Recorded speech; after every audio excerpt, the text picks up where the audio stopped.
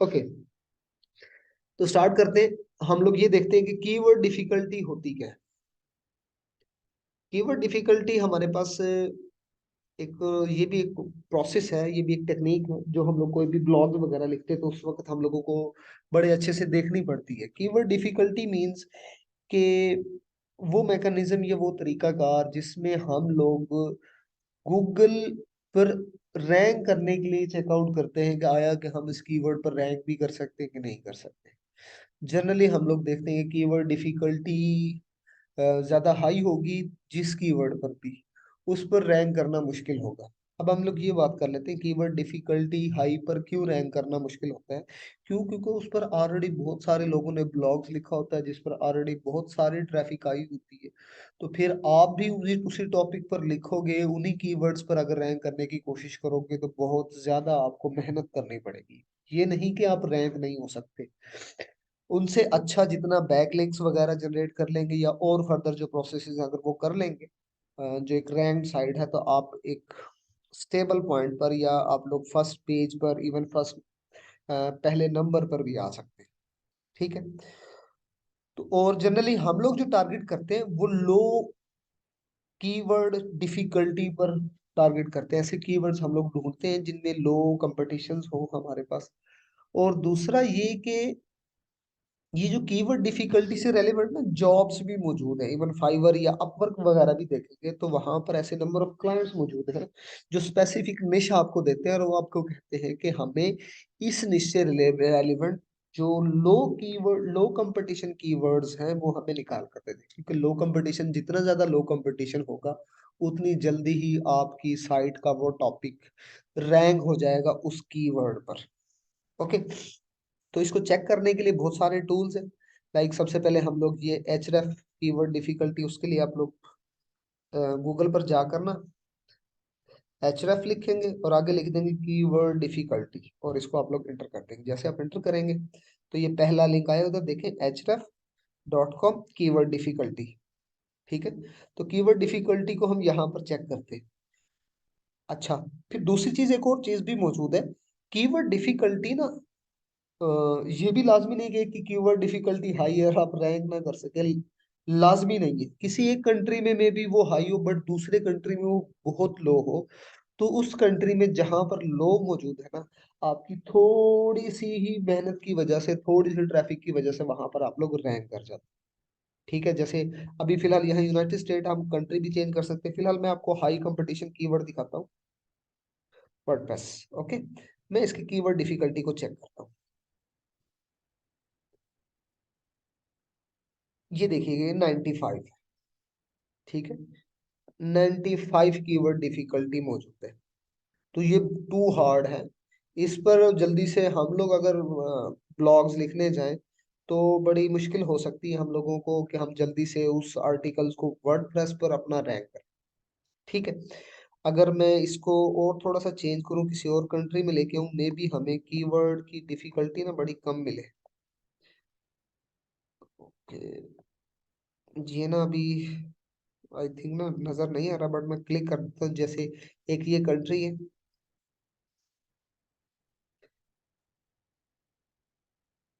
इस पे देखें, इस पे 95 है। ओके, मैं और चेंज कर लेता हूँ।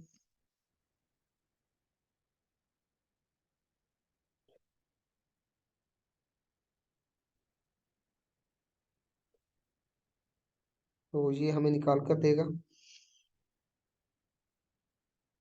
98 है। अब देखें ना, कंट्री टू कंट्री ना ये चेंज हो रहा है।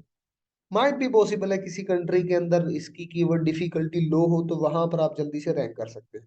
इसी तरह मैं एक और कीवर्ड भी देखते हैं जो हम लोग ऑलरेडी देख रहे हैं, मेडिटेशन म्यूजिक। ओके, मैं इसके लिए भी अमेरिका ही, अफगानिस्तान।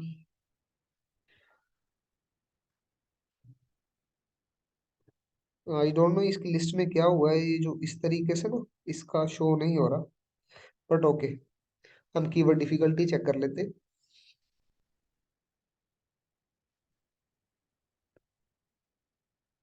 ये देखिएगा यहाँ पर अभी कोई फाउंड ही नहीं मेडिटेशन म्यूजिक की इस कंट्री के अंदर। मतलब अभी कोई स्पेसिफिक इतने आर्टिकल्स हैं नहीं जिसकी वजह से वो डिफिकल्टी बता सके। इधर भी मौजूद नहीं है, बट यूनाइटेड स्टेट में ये थी। अभी वो रीजंस ये है कि, हाँ जी, अब मैंने रिफ्रेश कर ली, तो मैं लिख देता हूँ मेडिटेशन म्यूजिक।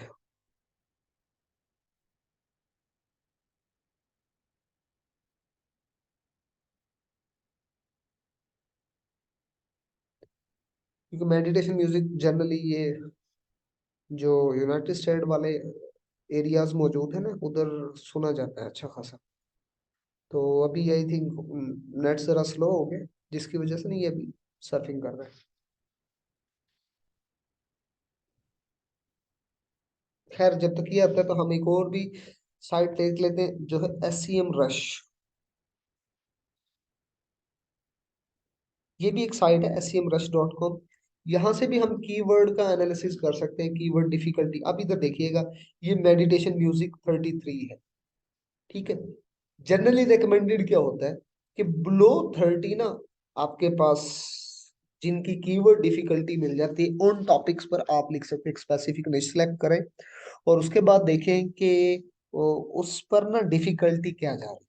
ठीक है। और डिफिकल्टी के लिए आप लोग शॉर्ट टेल और लॉन्ग टेल कीवर्ड्स का यूज कर सकते हैं, जो प्रीवियस वीडियो मैंने short tail and long tail बताया था। अच्छा, इसके बाद ना एचरएफ एक और चीज भी बताता है यहाँ पर, अगर आप छोटा सा मैसेज देखें, वो ये है कि वो estimate that you will need to follow the backlinks from 41 website to rank on the top 10 for this keyword. वो कहता है अगर आपको रैंक करना है इस कीवर्ड पर, तो आपको एटलीस्ट 41 साइट्स पर बैक लिंक्स जनरेट करने पड़ेंगे। ये बैक लिंक्स क्या होते हैं, ये हम लोग अगली वीडियो में देखेंगे कि बैक लिंक्स का हमें फायदा क्या होता है, और ये होते क्या है, और इससे हमारी साइट पर क्या क्या इफेक्ट पड़ते हैं, इन सारी चीजों के बारे में देखेंगे।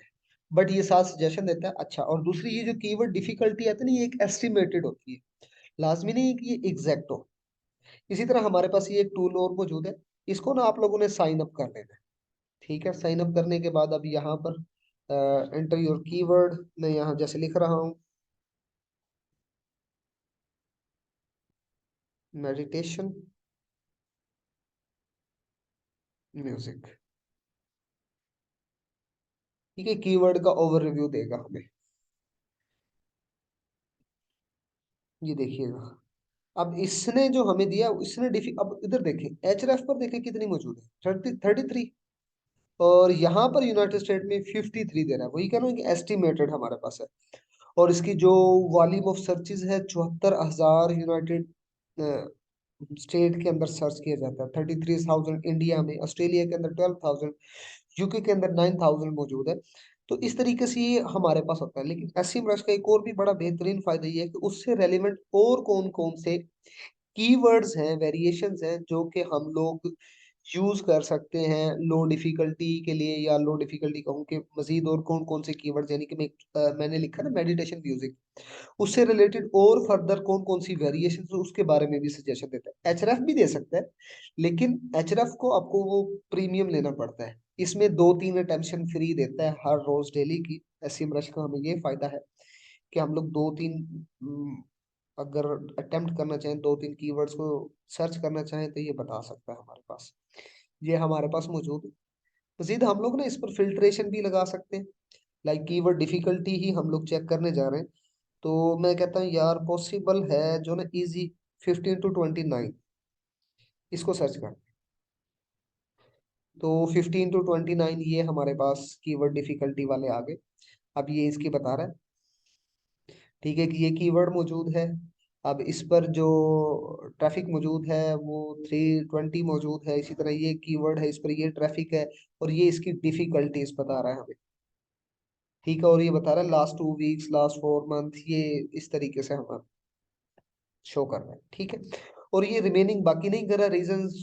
आप प्रीमियम जब बाय करेंगे इन टूल्स का, बहुत सारी थर्ड पार्टी कंपनीज मौजूद हैं जो बड़े सस्ते 200-250 रुपए में एक महीने के लिए टूल्स दे देते हैं।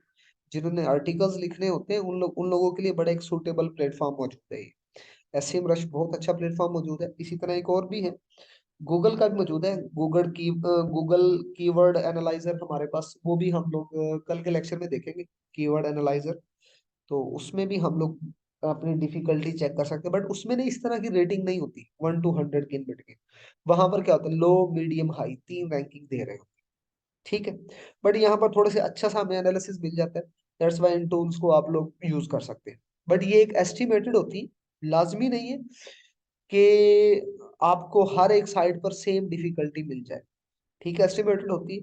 आप वो यहाँ पर ये जो रिमार्क्स भी दे रहा है वो भी एस्टिमेटेड दे रहा है कि इतनी वेबसाइट्स पर आप लोग को बैकलिंक्स देने के बाद आप उस पर रैंक कर सकते हैं। ठीक है। तो जब जब भी हम लोग आर्टिकल लिखेंगे, फर्स्ट प्रायोरिटी हमारी क्या होगी, निश सेलेक्ट करने के बाद उस टॉपिक से रिलेटेड कीवर्ड्स ढूंढना, जिनको हम लोगों ने हमारे आर्टिकल में यूज करना है। कहाँ यूज करना है, ये फर्दर प्रोसेस है। ठीक है। इस तरह की और भी आपके पास बहुत सारी साइट्स मौजूद हैं जिनसे आप लोग सर्च कर सकते हैं। और बल्कि उन साइट्स को आप गूगल पर लिखेंगे तो वो आपको नंबर ऑफ साइट्स रिकमेंड कर देगा। लाइक मैं यहाँ पर लिख देता हूँ, कीवर्ड डिफिकल्टी चेकर फ्री। ठीक है, जैसे ऊपर से जस्ट का भी उसने नाम दिया, तो बहुत सारे मौजूद है। ये देखें, ये मोज का मौजूद है, स्मॉल एसईओ टूल मौजूद है, ऐसी नंबर ऑफ कंपनीज अवेलेबल हैं। ठीक है, ये मौजूद है। तो हम लोग बहुत सारे टूल्स को यूज करके बकायदा चेकआउट कर सकते हैं कि किस कीवर्ड की डिफिकल्टी ज्यादा है, किस कीवर्ड की कम है, और कौन कौन से वो कीवर्ड्स हैं जिनके कम है और उन पर हम लोग किस तरीके से काम कर सकते हैं। लाइक एंटर द कीवर्ड, मैं यहाँ पर लिख देता हूँ।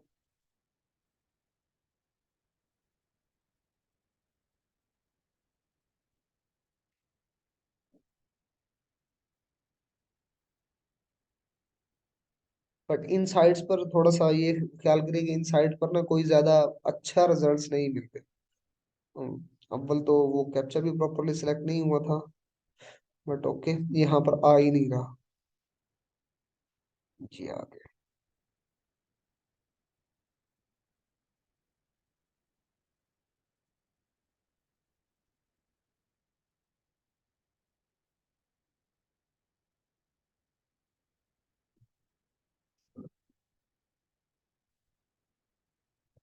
चलिए जी, ये रिजल्ट दिया उसने, कीवर्ड डिफिकल्टी 0। अच्छा, मेडिटेशन म्यूजिक, मैंने भी स्पेलिंग गलत लिख दी, बट ओके। खैर, ये कीवर्ड को एनालाइज करने के बहुत सारे टूल्स हैं, और हमें कंटेंट लिखने के लिए ना बड़ा जरूरी होता है कि हम कीवर्ड्स को एनालाइज जरूर करें। ओके। अब इससे रिलेटेड आप लोगों के जो जो क्वेश्चंस है ना, वो आप लोग पूछ सकते हैं मुझसे भी।